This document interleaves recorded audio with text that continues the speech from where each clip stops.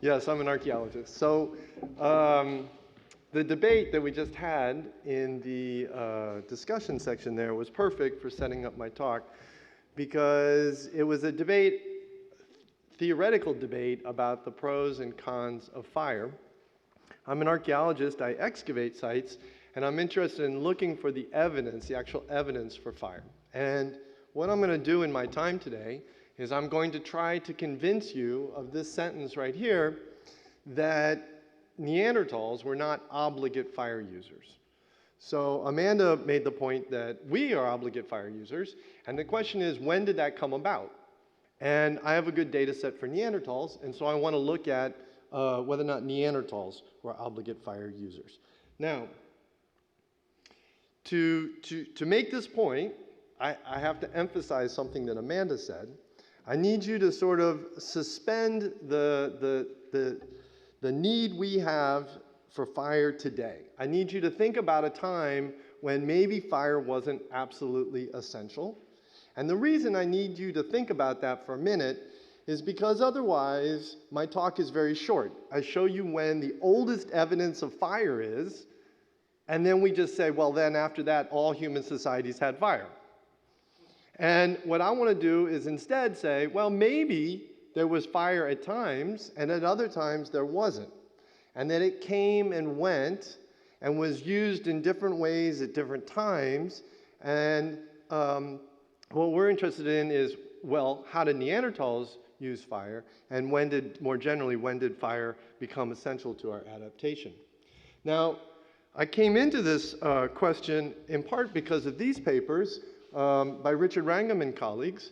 And in these papers, they present a lot of very convincing data that talks about the things that we've been talking about here, that says that if you cook your food, you in effect increase your energy budget. You get more out of your food when you cook it.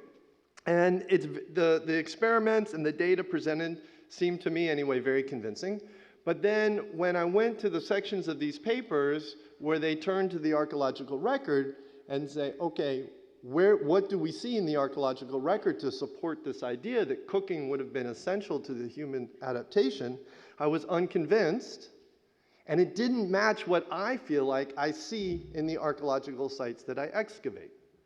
Now, a really important paper on this topic was done by Will Robrooks and Paulo Villa a few years ago, and Will Robrooks was the one who was supposed to be here preceding my talk to talk about his work, and especially, I imagine, this paper.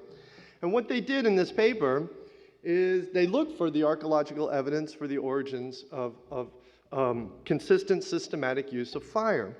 And they did a really clever thing. They looked at all the kinds of different types of evidence that you might have for fire. So they looked for hearths, but they also included burned bones and burnt lithics and other measures that suggest that there was fire in the archaeological site.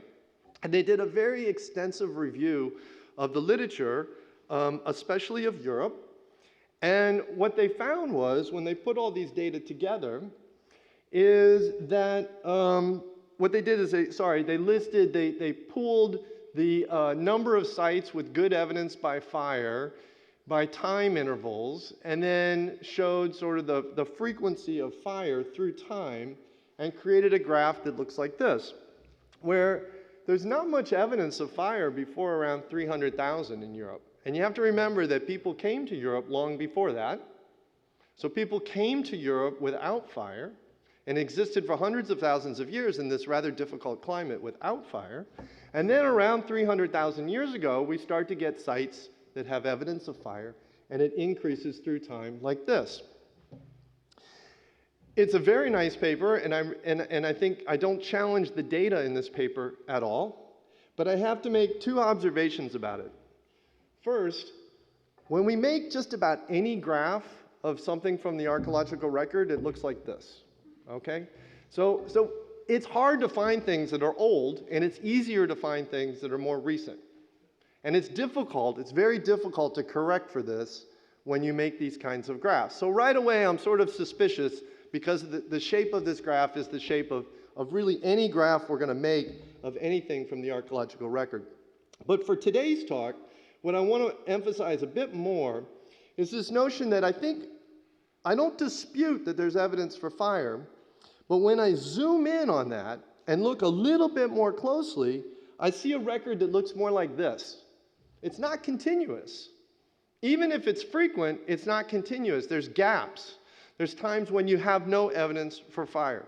Now let me walk you through why I think that's the case. So my data set comes from especially Southwest France, the classic region around Les Aisies, a number of sites that we've excavated over the years. And another site here, called Jean-Jacques. And especially, I'm going to talk about these two sites right here, Pestelaz and Roc de Marçal. Sorry, I'll explain in a minute. So Pesh is a site we excavated for 4 years, from 2000 to 2003. It has a long sequence that represents about 60,000 years, from 100,000 years ago until 40,000 years ago. And at the base of this sequence, there are these thick layers that preserve evidence of fire. The other site that I want to emphasize is this nearby site of Roc de Marçal, which has a slightly more compressed sequence, but there's still tens of thousands of years of time in this site. And I want to emphasize that. Tens of thousands of years of time represented in these layers. And I think you can see, again, here at this site, at the base of the sequence, there's plenty of evidence of fire. So we have flints that have this pop on them called a pot lid that shows that they were heated. And we have these nice stacked hearths, one on top of the other, showing that there's lots of evidence of fire. Now, if you're going to look at quantitatively evidence for fire, you would think you'd focus on hearths. And here are some nice hearths from Roc de Marçal that we tried to expose, several of them on this surface. The problem is that hearths are not always preserved. A hearth is kind of a fragile thing in the archaeological record, and it can get disturbed and blown away or transported away by water. It's not a reliable indicator of fire. You could have fire and then have this evidence removed. So instead of focusing on hearths for my talk, what we've done is we focused instead on looking at heated lithics. So when you light a fire in one of these sites, the sediment itself is full of stone tools and bones, and those stone tools and bones then get heated by the fire. And the fire, especially on flint, leaves very distinctive marks. So you have these, what we call crazing and pot lids, and it has a tendency to break the flint. It's not always recognizable, but there are these features that are clearly recognizable. So the research is quite simple. You go through all the stone tool collections and you count how many flints show evidence of being heated. And as I said, we've also done experiments. We understand how heat moves through sediments. In experimental conditions, we vary the sediments, we create fires on top of that, we measure the depth that the heat goes into the sediments, and so we have some idea already that if there are fires, the heat should penetrate the sediment, and it should heat these lithics and allow us to then quantify the presence of fire in these sites. So when we do that, we get data that look like this. So here's Pestelaz on the right, and here's Roc de Marçal on the left, through time in these two sites. And as you saw from the photos before, in the lower layers where we see evidence for fire visually, we see hearths, we also have a high percentage of heated flints. But then, especially at Pesh 4, we have substantial period of time where we don't have any evidence of fire, or very little, very trace evidence of fire in these layers, okay? So some layers have fire, but a lot of layers don't have evidence for fire. And when I pool all the data sets that we have, the ones that I showed you before, plus a couple others, the histogram, the distribution of layers with heated flints looks something like this. the vast majority of archaeological assemblages that we have from these late Neanderthals have very little to no evidence of fire as measured this way. And some have a bit, and then only a handful have really strong evidence of fire. Okay? So now why is that? Why is fire missing from these sites? Well, there's a lot of reasons that could be, but I'm going to talk about a few of them. One is poor preservation, so the evidence just simply isn't preserved, and that's what usually people criticize this data set for. But there's nothing that would make burnt flints go away, right? Flints are hard, they're durable, they last forever. So if there was fire, if they were heated, we should see it. So that explanation doesn't work for this data set. A better one maybe is that we excavated the wrong part of the site, right? That we excavated here, but all the fires were over here. And that's a good criticism, and I'm going to address that. The other one that's a good possibility is that the site function changed through time. Or maybe site function varied over the landscape, and we excavated the wrong sites, right? That these sites weren't used for whatever activities fire were required for. Those were at the other sites that we didn't excavate. That's a harder question to address, but I'm going to try to tackle that one too. And then finally, well, Neanderthals didn't always use fire. They were not obligate fire users, okay? And the challenge of my talk, I have to say, is that I have to try to prove something from the absence of evidence, and that's really difficult. But let's just take a look at this a little bit more. So here's Pesh 4, and here's where we excavated, and the cave is in, the cliff face is in the back here, and Francois Borde, he excavated a huge portion of this, and then we excavated some more, and this shows you where the fire is, and it's a little bit under the drip line, okay? But there is a problem, I will admit, with this site, is that over time, the drip line retreated this way, okay? And so maybe the fire also retreated this way, and we're just missing it in the upper layers, because everything just sort of shifted back along the cliff face. But that explanation doesn't work with Roc de Marsal. Roc de Marsal is a nice cave to excavate because it's not so big, right? Here's the outline of the cave coming like this. Here's where an archaeologist excavated before, a guy named Jean Lafille, and then where we excavated in blue. And you can see we pretty much captured the cave, right? We have it from the front to the back and across the central portion of the cave where fire would be. For us to have missed fire in the upper layers, it would have to be jammed up against the wall somewhere. Seems unlikely, okay? So, site function. I will confess to you that archaeologists are really bad about reconstructing what people did at a site, okay? Some might disagree, but I think that we don't have any clear way of saying exactly what activities took place at that site, and especially these Neanderthal sites, they look very much the same through the whole sequence. There's ways we can try to address it. This is a pretty bad way, I have to admit. I'm just looking at tool types, scrapers, notches, other kinds of tools.